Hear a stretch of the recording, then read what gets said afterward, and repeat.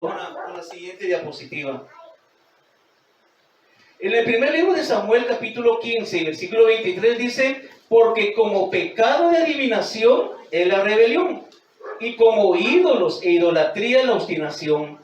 Por cuanto tú desechaste la palabra de Jehová, Él también te ha desechado para que no seas rey. Hermanos, yo quiero hacerles una pregunta en esta noche, pero quiero que sean muy maduros. ¿Alguno de ustedes practica la brujería? La abuela de mi hija.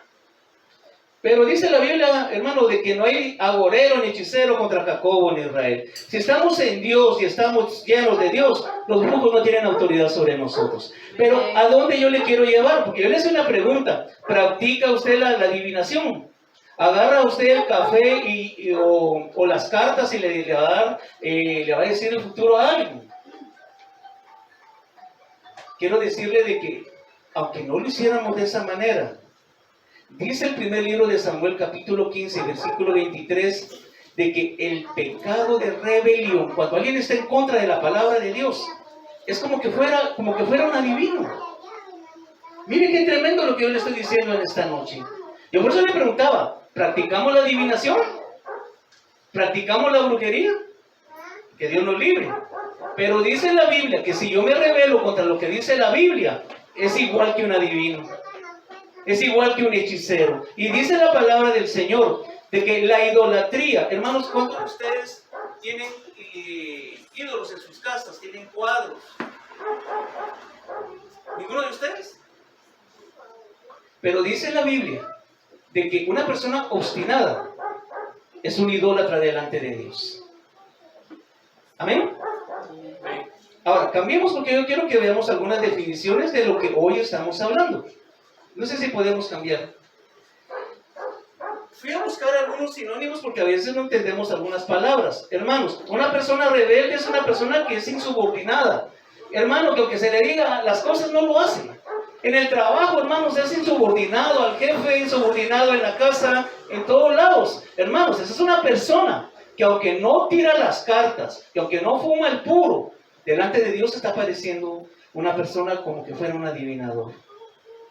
Lo siguiente, hermano, alguien que se quiere amotinar, alguien que pone oposición o que se resiste a la verdad de Dios, a esa persona se le conoce como rebelde.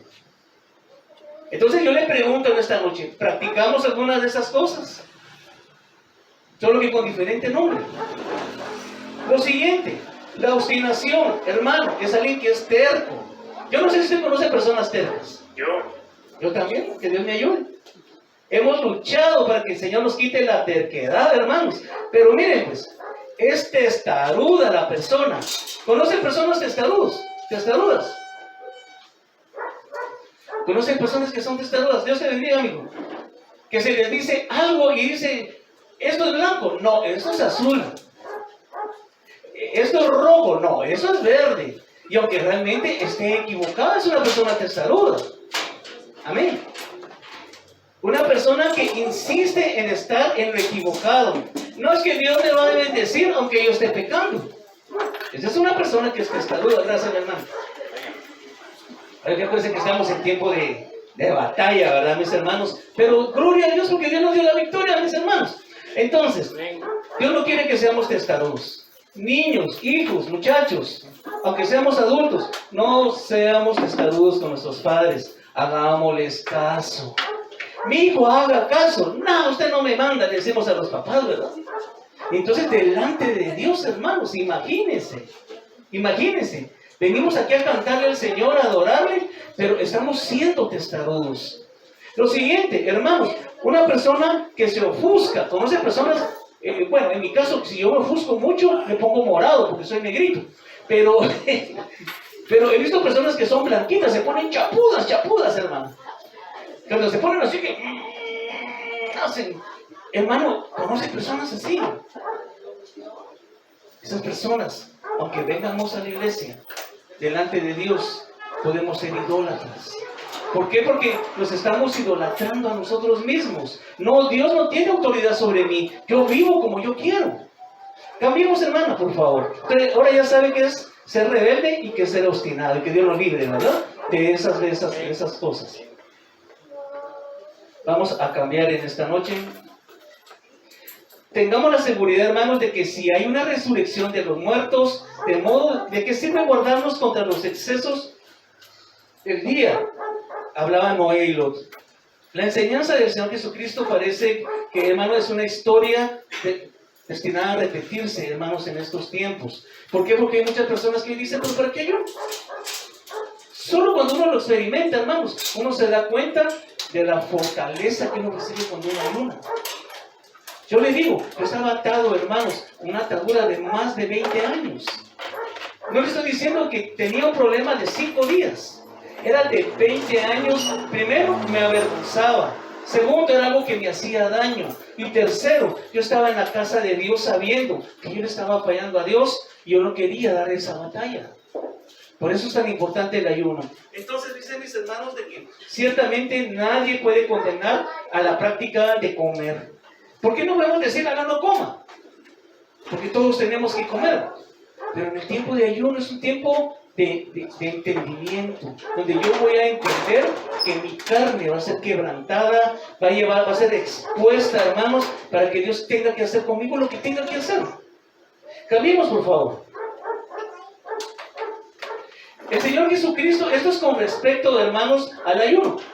El Señor Jesucristo era y es el esposo de la iglesia. Pero mientras el Señor Jesucristo estuvo en la tierra, hubo una pequeña disputa entre los discípulos de Juan el Bautista y los discípulos del Señor. Porque los discípulos de Juan el Bautista le dijeron, Señor, ¿por qué tus discípulos no ayunan? Entonces el Señor les dijo que mientras el esposo estuviera con ellos no era necesario.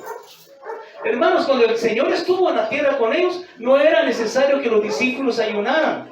Pero hermanos, también la palabra del Señor nos invita, porque dice de que no era necesario que ellos ayunaran, pero después que el Señor ascendió al cielo, hermanos, iba a ser necesario ayunar.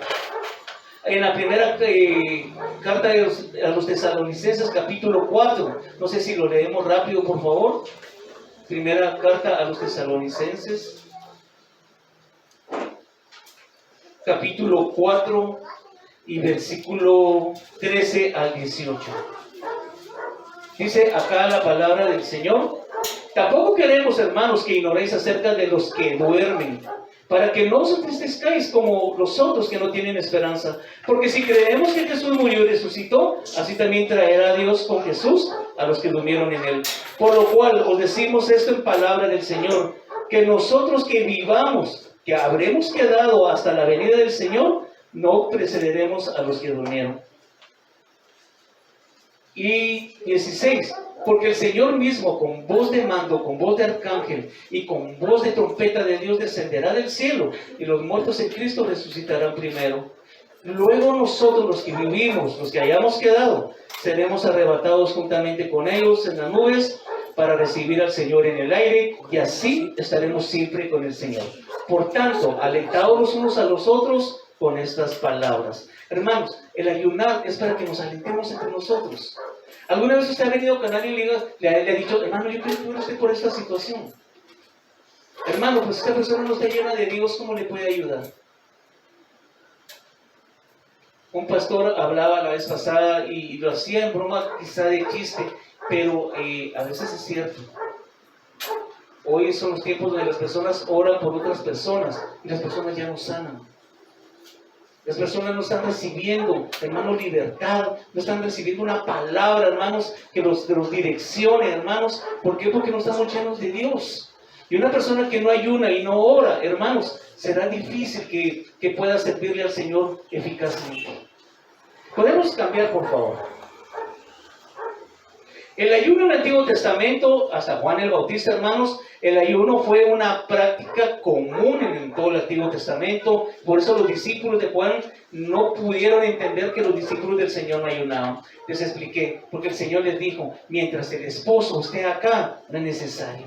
Pero cuando el esposo se vaya, van a tener que ayunar. Lo siguiente, el ayuno durante los tiempos del Señor. El Señor, hermano, es el esposo. Él estaba presente con ellos, por lo tanto, no era necesario para ellos ayunar en ese tiempo. Esto fue por un corto tiempo. El ayuno en la edad de la iglesia. El esposo se ha ido, pero ha dejado su Espíritu Santo, así que nos ha ordenado ayunar en el Nuevo Testamento. El esposo se ha ido, así que nos ha ordenado ayunar para que estemos listos para poder esperarle. Cambiemos, por favor. ¿Qué es el ayuno según la Biblia?